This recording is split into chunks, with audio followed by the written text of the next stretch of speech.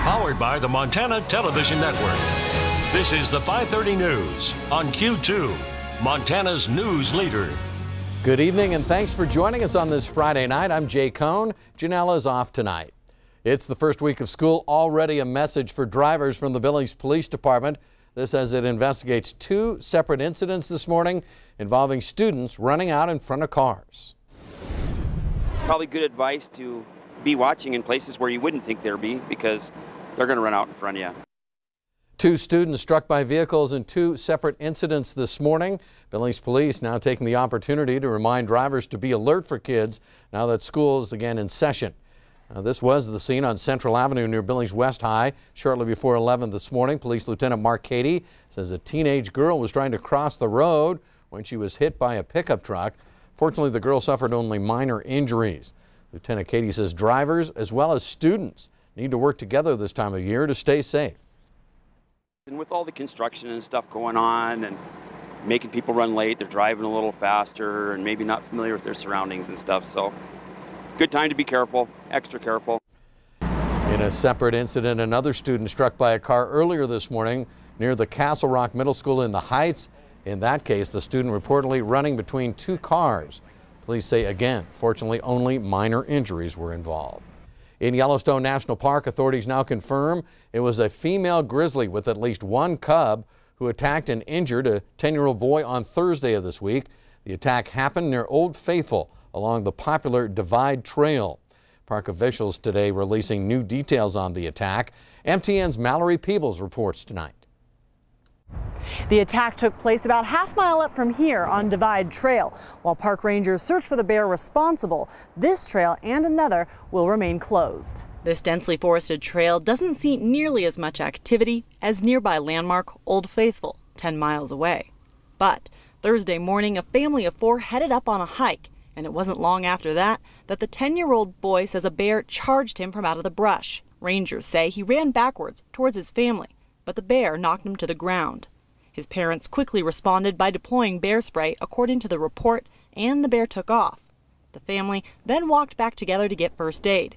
The young boy has a wrist injury and scratches stretching down his lower back. Park officials say the attack came from a sow grizzly with a cub nearby, and because it was an attack caused by a surprise encounter, no action will be taken against the bear. Park officials also say this family did just about everything right.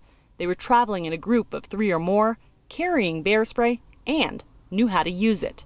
Officials say it's an important safety reminder to be prepared, because whether you're on the boardwalk or a dense trail, every inch of this park is bear country. Officials say the last time a person was attacked by a bear in the park was 2015.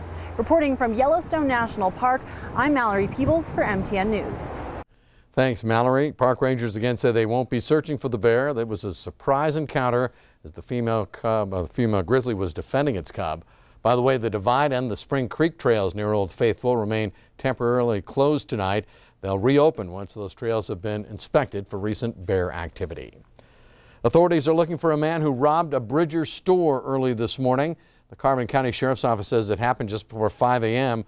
A man entered the Maverick Country Store on U.S. Highway 310 in Bridger, pointed a handgun at the clerk and demanded money. The man, who arrived at the store on a bicycle, then abandoned the bike and fled the scene on foot.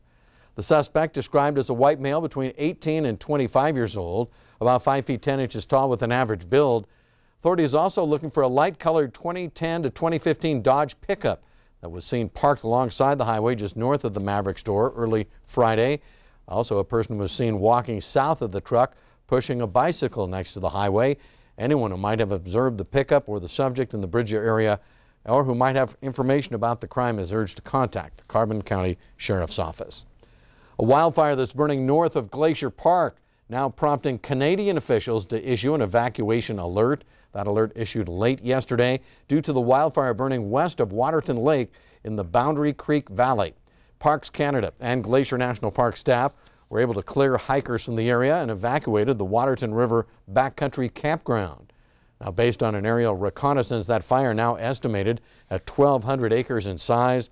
Last night it was reported to be very fast growing with flames up to 100 feet high. Air resources today were helping to attack the fire in an effort to slow it down. Both the National Park Service and Parks Canada working closely to coordinate that firefighting effort. In Missoula, vandals who deliberately did damage to Montana's first rainbow crosswalk apparently were caught in the act on video. This past Sunday, Empower MT installed this new crosswalk near the Missoula Art Museum to show support for the LGBTQ community. The footage, though, shows repeatedly a group of motorcyclists doing burnouts, leaving black tire marks on that crosswalk. Witnesses that recorded the video report that the cyclists returned numerous times to the same area, leaving their black tire marks on the sidewalk. Empower MT says that no taxpayer money was used to install that sidewalk. It was the group that raised $6,000 for the project. Missoula police now asking for the public's help to try to identify the suspect cyclists. A developer is proposing a 320 megawatt wind energy project in south central Montana that has a significant new element: battery storage for the power it produces. But this project now on hold due to an impasse in negotiations over rates with Northwestern Energy. It's called the Beaver Creek Project. It would include 4 80-megawatt wind farms north of Columbus that include battery storage, enabling the project to provide a steady flow of power. Developers say it would create 350 jobs during its construction, not to mention $4 million a year in property taxes to Sweetgrass and Stillwater counties. But Beaver Creek owners claim Northwestern is not negotiating in good faith over the rates it would pay for that power. Now the developer is asking the Montana Public Service Commission to settle the issue.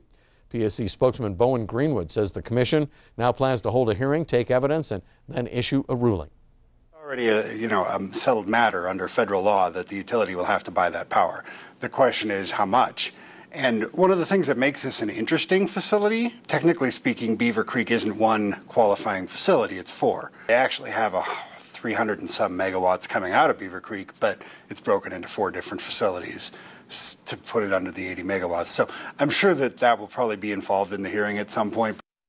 Northwestern Energy says it will answer the Beaver Creek claims in its written filing with the PSC. Still to come on tonight's 5:30 News, the state of Montana no longer dividing liquor licenses up based on a lottery system. Coming up, we've got details on the new method. And after the break in sports, the first Sports Extra Friday of the season is upon us. In a moment, we'll preview a busy opening weekend of the fall sports season. And coming up in weather, we'll have the latest on Hurricane Lane as it bears down on Hawaii. And back here in the Billings area, we actually have some strong storms ourselves to talk about. We'll have the latest on that coming up in a few more minutes. You're watching MTN News with Jay Kohn and Janelle Slade. Storm Tracker weather with Bob McGuire. And sports with Scott Green. This is the 5:30 News on Q2, Montana's news leader.